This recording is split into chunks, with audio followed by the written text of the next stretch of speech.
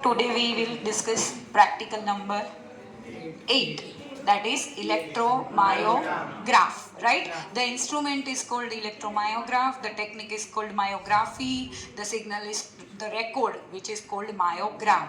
Okay, it is a typical record of skeletal muscle tissue. Okay, now મને એ ખબર હોવી જોઈએ કે skeletal muscle ક્યાં ક્યાં હશે.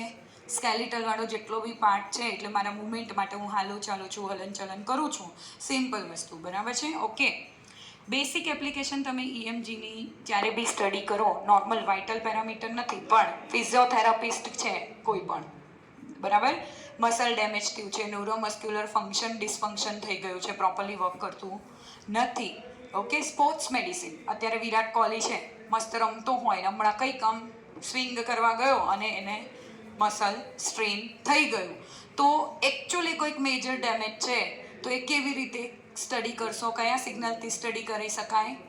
ઇલેક્ટ્રોમાયોગ્રામ પરથી, રાઈટ? ટિપિકલી અહીંયા જે ડાયાગ્રામ બતાવ્યો છે આ સિમ્પલ, પહેલાં તો કહી દઉં, this is a real machine also and also a simulated part is there. Simulated part પર પહેલાં હું તમને બધા જ બતાવીશ. બધા જ સિમ્યુલેટેડ એટલે ડેટા પેશન્ટ પાસેથી લીધેલો હશે.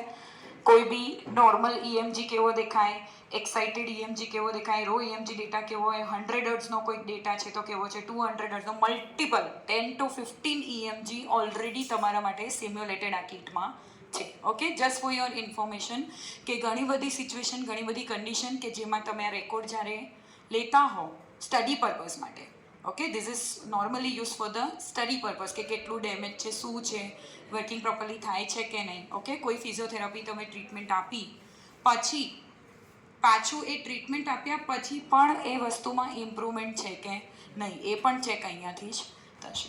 ઓકે, જનરલી ઇલેક્ટ્રોમાયોગ્રાફી જ્યારે પણ કરો ને ત્યારે હંમેશા ધ્યાન રાખવાનું, નર્વસ સિસ્ટમ ઇન્વોલ્વ હોય જ, મોટર ન્યુરોન્સ એ પર્ટિક્યુલર મસલને સિગ્નલ આપશે તો ને તો જ સ્કેલેટલ મસલમાં મોશન પોસિબલ થશે. ઓકે, સો જનરલી વર્ડ તમારા માટે બહુ ઇમ્પોર્ટન્ટ છે, neuromuscular junctions or neuromuscular disorders or neuromuscular માયોપેથી.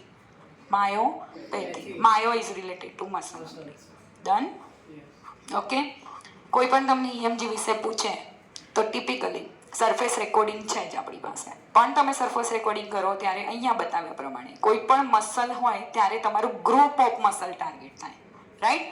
Four example, I am taking this part as a reference. હમણાં આપણે EMG લઈએ, સપોઝ હું કહું કે મારા હાથના મસલ કેટલા મજબૂત છે, ઓકે, સી ધીસ, તો અહીંયા સરફેસ રેકોર્ડિંગ કરીશ તો પર્ટિક્યુલર નીચે જે એક્ટિવિટી આવશે એમાં group of muscle fibres record કરી શકાય. ઓકે, એના માટે ડિસ્પોઝેબલ ઇલેક્ટ્રોડ યુઝ થશે અને બીજા તમારે ડેડિકેટેડ સિંગલ મસલની એક્ટિવિટી જો નોટ કરવી છે તો ઘણી બધી જગ્યા પર તમે જોશો કે એ લોકો નીડલ ઇલેક્ટ્રોડ યુઝ કરશે, તો પર્ટિક્યુલર એ મસલને જ ટાર્ગેટ કરવાનું થશે. ઓકે, ટિપિકલ બ્લોક ડાયાગ્રામ મને હવે આઈડિયા હોવો જોઈએ. શું હોય? સૌથી પહેલાં ઇલેક્ટ્રોડ પ્લેસ કરો, ideally 3 electrodes, right?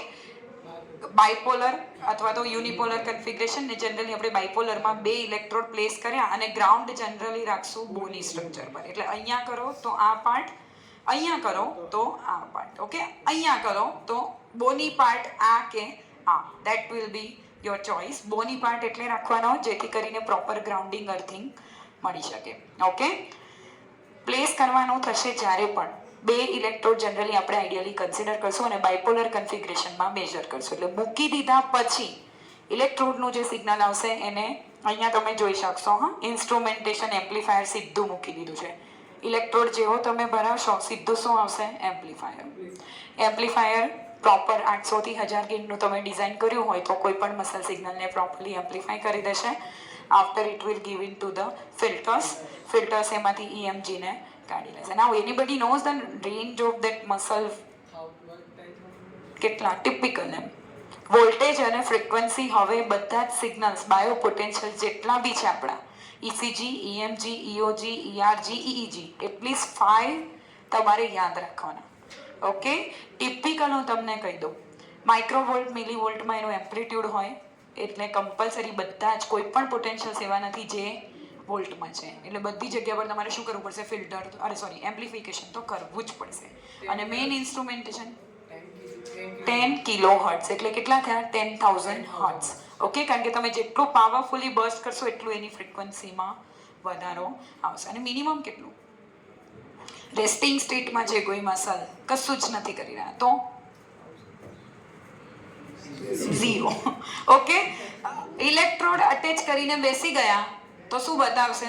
0. Because you are not doing anything, you not contracting any muscle at all. Resting state. EMGમાં આવું થશે. ECG કોઈ દિવસ 0 હોય? ક્યારે ના હોય, મરી જાય માણસ, રાઈટ? બીજા કયા EEG કોઈ દિવસ 0 ના હોય, પણ EMG એક લોતા એવા સિગ્નલ છે કે જે કદાચ તમે રેસ્ટમાં છો તો 0 હશે. હોઈ જ શકે, ડેફિનેટલી હોઈ શકે. તમે હમણાં ટ્રાય કરજો, એમને નોર્મલ બેસી રહેજો ઇલેક્ટ્રોડ લગાડીને, કશું નહીં થાય. વેન યુ આર એકચ્યુઅલી કોન્ટ્રેક્ટિંગ, કોઈક એવું પાવરફુલ મસલ એક્ટિવિટી એન્ગેજ થતું વર્ક તમારે હાથથી કરવું પડશે. જેટલું ઇન્ટેન્સ કરશો એટલી ઇન્ટેન્સિટીથી ત્યાં સિગ્નલ બર્સ્ટ જોવા મળશે.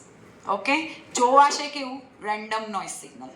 જ્યારે બર્સ્ટ આવતું હશે એ વખતે ત્યાં ફ્રીક્વન્સી ફાસ્ટ થઈ ગઈ હશે, ક્લમઝી તમને ત્યાં દેખાશે. પછી નોર્મલ હશે ત્યારે ફરીથી 0.